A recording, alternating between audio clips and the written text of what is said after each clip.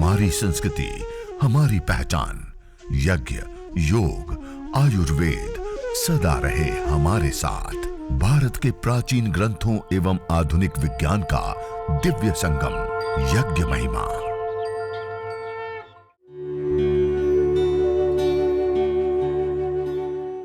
भारतीय संस्कृति में यज्ञ, योग एवं आयुर्वेद जैसी अमूल्य विद्याएं हैं, जिसका मूल है वेद। इतिहास की ओर दृष्टि डालें तो भगवान राम, भगवान कृष्ण से लेकर राजा महाराजाओं, ग्रामवासियों व अरण्यवासी ऋषियों की कुटियों तक नित्य व नैमित्तिक यज्ञों का प्रचलन देखने को मिलता है। दिल्ली जैसे शहरों में लोग प्रतिदिन 20 सिगरेट के बराबर धुआं पीता है, और उसमें सिर्फ बड़े ही नहीं बल्कि छोटे भी है, और छोटे भी गर्भ से ही, क्योंकि माँ श्वास ले रही है तो श्वास के माध्यम से जो गर्भ में बच्चे हैं वो भी उसको ले रहे हैं, और जब इस संसार में वो आ रहे हैं तो और तो पूछो मत। तो वो गर्भ से ही और मृत्यु तक वो इस प्रकार से जो जहरीली गैसें उसको ले रहे हैं, और इसके कारण से दिल्ली जैसे शहरों में रहने वाले लोगों की जो आयु है वो 5 वर्ष कम हो चुकी है। और ऐसे ही जो अलग अलग और जो महानगर है वहाँ पर भी जो ये सर्वे किए गए हैं, ये जो रिसर्च किए गए हैं, उसमें 4 वर्ष कम हो चुकी है। तो जो वायु हम ले रहे हैं जिसकी सबसे अधिक आवश्यकता है, उसके लिए हम क्या कर रहे हैं? यदि हम देखें तो कुछ नहीं कर रहे हैं, और सारे मनुष्य इन पंच महाभूतों का उपयोग ले रहे हैं, पृथ्वी का उपयोग ले रहे हैं, हर मनुष्य ले रहे हैं, चाहे वो किसी भी मतपंथ समुदाय से हो, चाहे वो हिम शिखर में रहने वाले योगी सन्यासी हो, तपस्वी हो, या हमारे जैसे समतल में रहने वाले मनुष्य हो। प्रत्येक मनुष्य पंच महाभूतों का उपयोग ले रहे हैं। जल का हम उपयोग ले रहे हैं, वायु का उपयोग ले रहे हैं, फिर हम अग्नि का उपयोग ले रहे हैं, और इस खुले आकाश में हम विचरण कर रहे हैं, भ्रमण कर रहे हैं। तो हम पदार्थों की उपयोगिता ले तो रहे हैं, साथ में क्या कर रहे हैं? हम प्रदूषित कर रहे हैं। हम भोजन लेते हैं तो क्या उसको हमारे शरीर में रखने देते हैं? क्या नहीं देते। स्वाभाविक है वो अपने आप हमारे शरीर से बाहर निकलते हैं वेस्ट के रूप में। जल लेते हैं वो भी हमारे मलमूत्र पसीना के माध्यम से बाहर हो जाते हैं। वायु लेते हैं वो भी हम ले रहे हैं, और मुख से निरंतर इनहेलेक्स से हम कर रहे हैं। तो ये स्वाभाविक है, ये अपरिहार्य है, इसको हम रोक नहीं सकते कि जी हम प्रदूषण नहीं करेंगे, ऐसा हो नहीं सकता। तो इतने अंश में प्रत्येक मनुष्य कर रहे हैं कि हम भोजन ले रहे हैं तो बाहर करेंगे, उससे बाहर करेंगे तो ऐसा तो नहीं कि वातावरण शुद्ध होगा, अशुद्ध होता है मलमूत्र से, सभी प्रकार से। तो ये सारे मनुष्य कर रहे हैं, किसी भी मतपंथ समुदाय से, किसी भी स्थान में, इस धराधाम में रहते हो, हर एक। तो इसीलिए हमारे ऋषियों ने कहा कि जब प्रत्येक मनुष्य इन पंच महाभूतों का उपयोग कर रहे हैं और इतने अंश में प्रत्येक मनुष्य प्रदूषण फैला रहे हैं, चाहे वो छोटे बच्चे से लेकर चाहे अभी नए नए आए हो इस धराधाम में नवीन, या फिर जो वृद्ध माता पिता अभिभावक है, हर कोई प्रदूषण फैला रहे हैं इतने अंश में।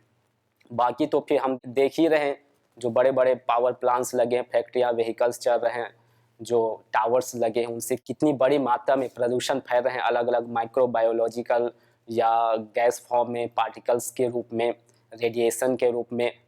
तो इतने अंश में जब प्रदूषण कर रहे हैं तो उसके लिए हम क्या कर रहे हैं? यदि देखें तो कुछ नहीं कर रहे हैं, और ये सिर्फ एक समुदाय का ही जिम्मेदारी नहीं है कि जी हम ही करेंगे, बाकी हमको क्या लेना देना। तो ऐसा नहीं, सभी को इसकी आवश्यकता है कि जितने अंश में हम प्रदूषण करें उतने अंश में हम शुद्ध करें। तो शुद्ध करने के लिए हम कुछ नहीं कर रहे हैं, और उसके लिए कोई ऐसे आर्टिफिशियल कोई तरीका भी नहीं है, कोई माध्यम सिस्टम भी नहीं है जिससे कि हम इन पंच महाभूतों को ठीक कर पाएं। आज देखते हैं कुछ थोड़े अंश में करते हैं, अलग अलग साधनों के माध्यम से, कोई पानी का बौछार करते हैं हेलीकॉप्टर के माध्यम से, तो वो कितने समय तक, 1 दिन करते हैं, 2 दिन, सप्ताह तक, उसके बाद तो फिर वैसी स्थिति। तो कोई ऐसे आर्टिफिशियल तरीके से कोई ऐसा सिस्टम नहीं जिससे हम इसको परमानेंट बैलेंस बनाकर रख पाएं, शुद्ध बनाकर रख पाएं, क्योंकि इसी के जब यही शुद्ध नहीं रहेगा तो हम कैसे शुद्ध रह सकते हैं, क्योंकि इसी से हम निरंतर ये पंच महाभूतों को हम ले रहे हैं, या जो मदर नेचर है। तो इस मदर नेचर को व्यवस्थित बनाएं, इसको बिना शुद्ध रखे हम शुद्ध नहीं रह सकते। तो इसीलिए हमारे ऋषियों ने कहा कि हम प्रतिदिन अग्निहोत्र करें 10 मिनट से लेकर 15 मिनट, और अपने इस प्रतिदिन के जो ऋण है, इस ऋण से हम ऋण हो, इस प्रतिदिन के जो प्रदूषण है उस प्रदूषण को हम शुद्ध बनाएं इतने अंश में। तो इसीलिए ये सभी की आवश्यकता बनती है कि सभी प्रतिदिन हवन करें, अग्निहोत्र करें। फिर जब हम अग्निहोत्र करते, हवन करते हैं, तो उससे इस अग्निहोत्र करने के पश्चात जब अग्नि शांत हो जाए, मन पड़ जाए, तो जैसे आप देख रहे हैं यहाँ पर कि इसमें मैंने गूगल डाला, या रोगानुसार आप इसमें सामग्री भी आप डाल सकते हैं। और ये मन जो धुनी निकल रही है, इसी धुनी में आप फिर प्राणायाम करें, अनुलोम विलोम करें, क्योंकि ये मेडिकेटेड एयर है, औषधीय वायु है। कई के मन में ऐसा बना रहता है कि जी जैसे बाहर हम देखते हैं अधिक कार्बन बनता है, अलग अलग गैसें बनती है, उस कारण से व्यक्ति बीमार पड़ जाता है, अस्वस्थ हो जाता है, उसके कारण से अस्थमा की समस्या, दमा की समस्या होती है। परंतु वो अलग है, वहाँ पर अलग अलग हम जो व्हीकल्स प्रयोग करते हैं, जो हम मोबाइल इलेक्ट्रिक सामान प्रयोग कर रहे हैं, पावर प्लांट्स प्रयोग कर रहे हैं, उसके कारण से उससे SO2, NO2, CFC जैसे गैसें निकलती है, रिलीज होती है, मीथेन गैस रिलीज होती है, और वो हमारे स्वास्थ्य के लिए बहुत ही नुकसानदायक है। जो ये फर्टिलाइजर जो तैयार की जाती है, पेस्टिसाइड जो तैयार की जाती है, मेथिल आइसोसाइनाइड जैसे जहरीली गैसें जो हमारे श्वास के माध्यम से, जो हमारे किसान भाई हैं जब खेतों में दवाई छिड़कते हैं तो श्वास के माध्यम से सारे कहाँ आते हैं, उनके शरीर में तो आते हैं। उसके कारण से ब्रेन की समस्या, कैंसर की समस्या, स्किन की समस्या अलग अलग, और किसी के किडनी फेल हो रहे हैं, किसी के लीवर सिरोसिस की समस्या। तो ये सारी जो समस्या है, ये इसका जो मुख्य कारण है वो वायु है, क्योंकि वायु को मैंने बताया सबसे अधिक आवश्यकता इसी की है, 24 घंटा लेते हैं। और पूरी दुनिया में यदि देखें तो जो मृत्यु दर है 80 लाख से अधिक, वो केवल वायु के कारण से। भारत में ही देखें तो 20 ऐसे शहर पूरी दुनिया में निकाले गए, उसमें 13 ऐसे शहर आए, वो भारत का ही उसमें आया, जो सबसे अधिक पॉल्यूटेड एरिया वाले। और प्रतिदिन का यदि रेट दर देखें तो प्रतिदिन हजारों की संख्या में केवल वायु प्रदूषण से भारत में मर जाते हैं लोग। साल भर में 13 लाख लोगों की मृत्यु केवल भारत में वायु प्रदूषण से हो जाती है। अर्थात 18% जो मृत्यु दर है वो केवल इसी एयर पॉल्यूशन के कारण से है। तो इसको हम शुद्ध बनाएं, पवित्र बनाएं। जब मदर नेचर व्यवस्थित रहेंगे तो हम व्यवस्थित रहेंगे। तो ऐसे आप ये गूगल है जो आप मेरे इधर देख रहे हैं दाईं ओर, जो दिव्यष्टि है, ये जिसमें गिलोय है, इसमें बाकुची है, राल है और गूगल मिश्रित कर ये पतंजलि में श्रद्धेय स्वामी जी, श्रद्धेय आचार्य जी के निर्देशन में ये दिव्यष्टि हवन सामग्री, इसको धुनी देने के लिए कि जो हवन करते हैं उस हवन के पश्चात फिर ऐसे आप धुनी दें, अपने सारे जो घर है, रूम है, वहाँ घुमाएं और चारों ओर आप सैनिटाइज करें। हम घर की सफाई तो करते हैं, झाड़ू लगाकर वस्त्रों की सफाई करते हैं, लेकिन हम वातावरण की सफाई नहीं करते। तो उसकी सफाई, उसको सैनिटाइज करने के लिए ये दिव्यष्टि हवन सामग्री है। फिर वैसे ये सिंगल यदि देखें तो ये गूगल है, इसी गूगल को मिलाकर इसमें ये दिव्यष्टि बनाए तो ये केवल गूगल ही है। तो इसे गूगल को भी डालकर, जैसे मैंने डाला है गूगल, तो वैसे डालकर आप अपने घर को, क्योंकि ये गूगल के बारे में रिसर्च भी हुई है और शास्त्रों में भी प्राचीन हमारे जो आयुर्वेद ग्रंथ है, जो वेद है, उसमें भी बात बताई गई कि न तम यक्ष्मा अरुंधते नैनम शपथो अश्नुते यम भेषजस्य गुलगुलो सुरभिर गंधो अश्नुते, कहा कि जिसको इस गुग्गल की सुगंध प्राप्त हो जाती है उसको किसी भी प्रकार से मेंटल समस्या नहीं रहती। जो आज हम देखते हैं अधिकतर लोगों को स्ट्रेस, तनाव, डिप्रेशन की समस्या, माइग्रेन की समस्या, वर्टिगो, एंजाइटी, फोबिया, ऑटिज्म की समस्या, अल्जाइमर की समस्या बनी रहती है। तो ये बड़े रूप में, फिर ये वैसे छोटे रूप में गुग्गल, फिर ये अलग अलग और रोगानुसार जो प्राणेष्टि, जिनको एसएलई, एमएनडी, एमएस जैसी समस्या, ऑटो इम्यून की जो समस्या हो जाती है, डिजीज, तो उसके लिए प्राणेष्टि, जिनके नर्वस सिस्टम वीक पड़ जाते हैं, तो ऐसे लोगों के लिए। फिर ये है मधुष्टि, जिनको डायबिटीज हो जाती है, जिनको चाहे वो टाइप 1 हो, टाइप 2 हो, किसी भी प्रकार से जेनेटिक हो, इनकरेबल डिजीज हो, तो सभी प्रकार के डायबिटीज के लिए मधुष्टि। फिर ये चर्मेष्टि है, चर्म रोगों के लिए, जिनको चर्म संबंधी डिसीज हो। और ये है हृदयेष्टि, जिनको हार्ट की समस्या हो किसी भी प्रकार से, चाहे वो हाइपरटेंशन हो, हाइपोटेंशन हो, या हार्ट बीट जिनके बढ़ जाते हैं, हार्ट अटैक की समस्या आती है, तो उनके लिए हृदयेष्टि। फिर ये कर्कटेष्टि, किसी भी प्रकार के कैंसर या कैंसर के सिम्टम नहीं है, ऐसे जो ट्यूमर्स है, सिस्ट है, गांठें हैं, चाहे वो कहीं पर भी हो शरीर में, कहीं पर भी कैंसर हो, बोन कैंसर हो, ब्रेन कैंसर हो, स्किन कैंसर हो, लंग्स कैंसर हो, या कहीं पर भी प्रोस्टेट की समस्या हो, तो सभी में ये कर्कटेष्टि हवन सामग्री, तो ऐसे और अलग अलग रोगानुसार ये पूरे रिसर्च बेस्ड के आधार पर ये सामग्री तैयार की गई है। तो इसी से हम थोड़े 11 होती से हवन करें, उसके पश्चात फिर धुनी लेकर अपने रोगों को हम ठीक कर सकते हैं। तो आइए अब हम शांति पाठ करते हैं और इस कार्यक्रम को यहीं पर विराम देते हैं। आप इसी प्रकार से जुड़े रहे, हो संकल्प योग यज्ञ से, रहे न दुख से मारा, हो समृद्ध तन मन धन से ऐसा हो, देश हमारा ऐसा हो, भारत हमारा, बिन बाती न दीप जले, होए न देहली उजियारा, ऐसे ही योग यज्ञ से रहे न दुख छुटकारा।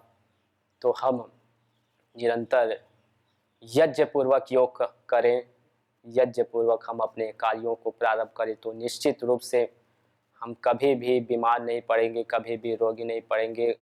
घर में आपस में संबंध व्यवस्थित रहेगा और आसपास के अपने जो संबंधी जन हैं, परिवार के सदस्य हैं, उनको भी जोड़ें, जिससे कि वो भी लाभ को प्राप्त करें, इस संस्कृति से अपने संस्कारों को सुव्यवस्थित करें। आइए अब हम शांति पाठ करते हैं। जैसे जल में शांति, थल में शांति, गगन में शांति, वन उपवन में शांति, नदी तालाब झील झरने समुद्रों में शांति है, तारे सितारे नक्षत्र उपग्रह में शांति। वेदों में जो शांति की बात कही गई वही शांति हमारे जीवन में आए। तो हम इन 3 प्रकार के संतापों से, दैहिक, दैविक, भौतिक, तीनों प्रकार के दुखों से हम हमेशा बचे रहें, इसीलिए हम 3 बार शांति शांति बोलते हैं। तो हम ये शांति पाठ करते हैं, दोनों हाथ जोड़कर प्रणाम मुद्रा में। ओम द्यौः शान्तिरन्तरिक्षं शान्तिः, पृथिवी शान्तिरापः शान्तिरोषधयः शान्तिः, वनस्पतयः शान्तिर्विश्वे देवाः शान्तिर्ब्रह्म शान्तिः, सर्वं शान्तिः शान्तिरेव शान्तिः, सामा शान्तिरेधि। ओम शांति शांति शांति। बोलिए यज्ञ भगवान की जय, भारत माता की जय, गौ माता की जय, गंगा मैया की जय, प्यारे ऋषि मुनि वीर वीरांगनाओं की जय। और आज सभी आप जुड़े, आप सभी को भी नमन प्रणाम। ओम। न जाने कितनों ने आहुतियां दी इन अमित्र रोगों के संतापों से, हे वर्तमान भी आज दुखित, न पूछो भविष्य के प्रकोपों से। प्रत्युष पावनी होती जहां, यज्ञानुष्ठान घर आंगन में, वहां मनुष्य तर सब झूमते, शांति भरे सुख आनंद से। इदम हवीर यातु धाना नदी भेना इमाम वहत, अर्थात जैसे नदी का जल जाग को बहा ले जाता है, वैसे ही यज्ञ में आहूत की हुई हवि सभी प्रकार के रोग, दोष, ताप, संतापों को वैसे ही बहा ले जाती है जैसे नदी जागो को।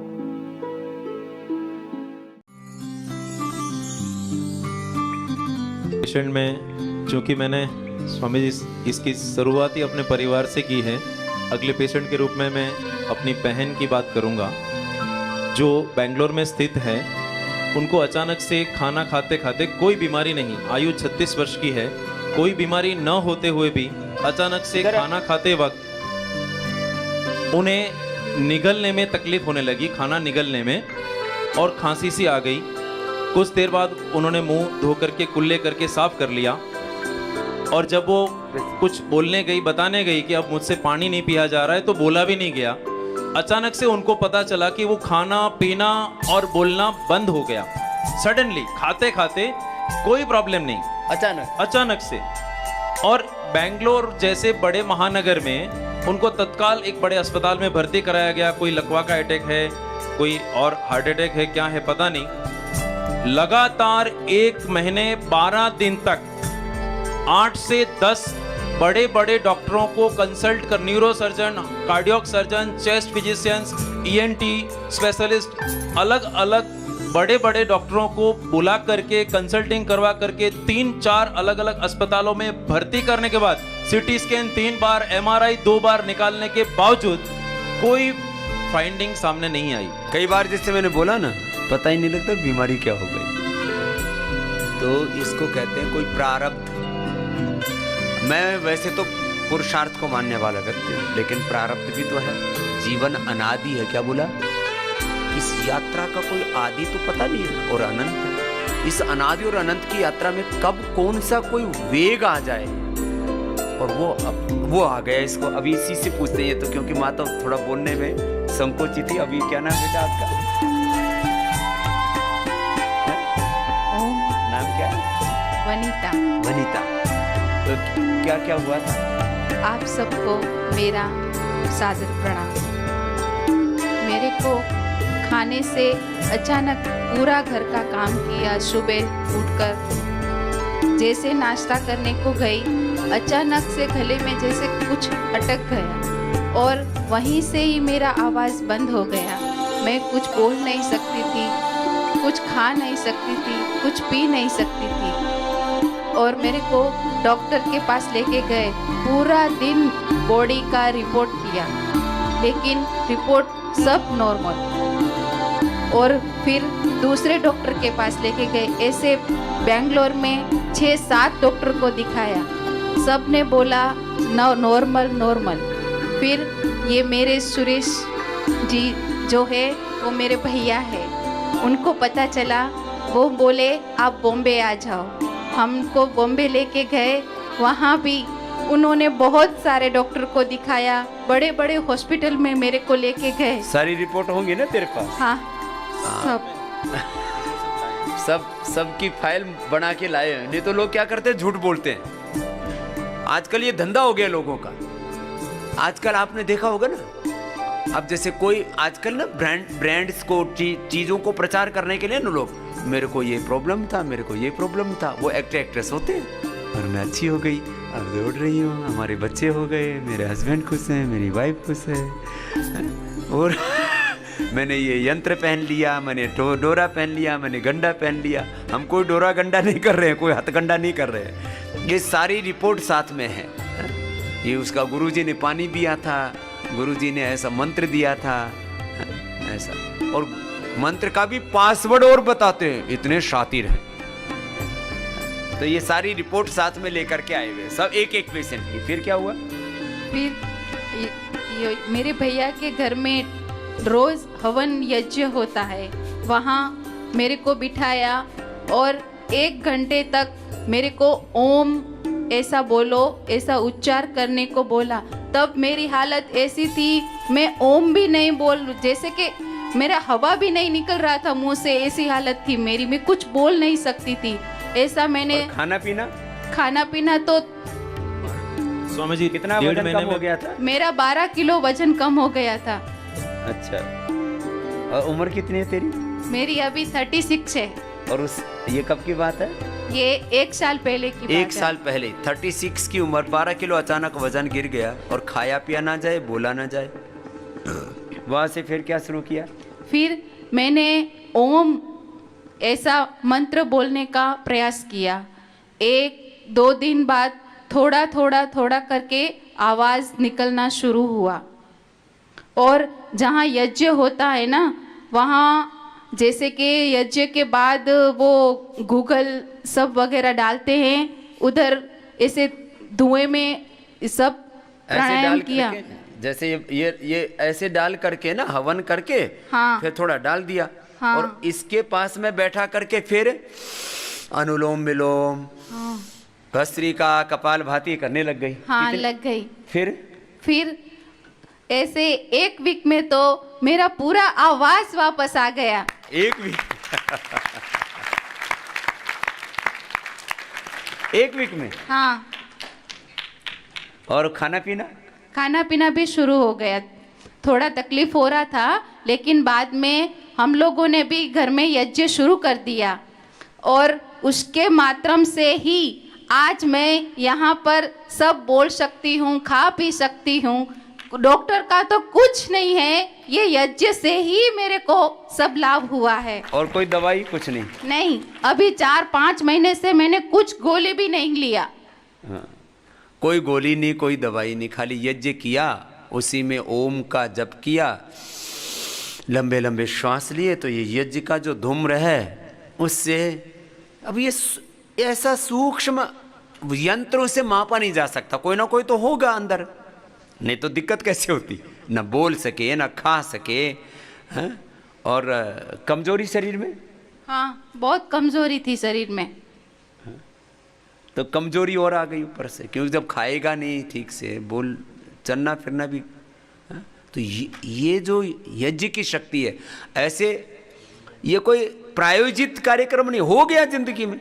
तो देखा अब रास्ता क्या है, सारे डॉक्टर दिखा लिए, उन्होंने ट्रायल बेस पर कुछ दवाइयाँ भी दे दी होंगी। हाँ दी थी, वो दवाइयाँ खा कर तो मेरे को तो ऐसा जैसे लग रहा है और तकलीफ हो रहा है, ऐसा हुआ था। अब ऐसे रोगी को दवाई क्या देते हैं हम? बोले इसको सोने की दवाई दे दो सबसे पहले। तो नींद आती थी तेरे को? हाँ, वो गोली नींद की ही गोली देते थे। तो ये तो एक जिसको कहते हैं ना, जिसका पता ही नहीं था, बहुत से लोग हैं कि वनीता ना, हाँ वनीता, हाँ वनीता, हाँ, तो जिसको पता ही नहीं लगता कि हो क्या रहा मेरे साथ, वो एक बहुत बड़ा एग्जाम्पल है। तो वनीता को बहुत बहुत अभिनंदन है। यज्ञ भारतीय संस्कृति का मूल है। तो आइए हम संकल्प लें, संसार के श्रेष्ठतम कर्म यज्ञ को अपनाएं, पिंड और ब्रह्मांड में संतुलन कायम करने वाले यज्ञ को अपने जीवन का अभिन्न अंग बनाएं एवं प्रकृति मां के प्रति अपने ऋणों को अदा करें। विश्व स्वास्थ्य का एक नारा, यज्ञ से होगा जग उजियारा। भारतीय संस्कृति की अमूल्य विरासत यज्ञ की महिमा को जानने हेतु वैदिक चैनल पर प्रतिदिन प्रातः एवं सायं 11:30 बजे यज्ञ महिमा कार्यक्रम से जुड़े। विशेष जानकारी हेतु संपर्क करें। मोबाइल 9068565306।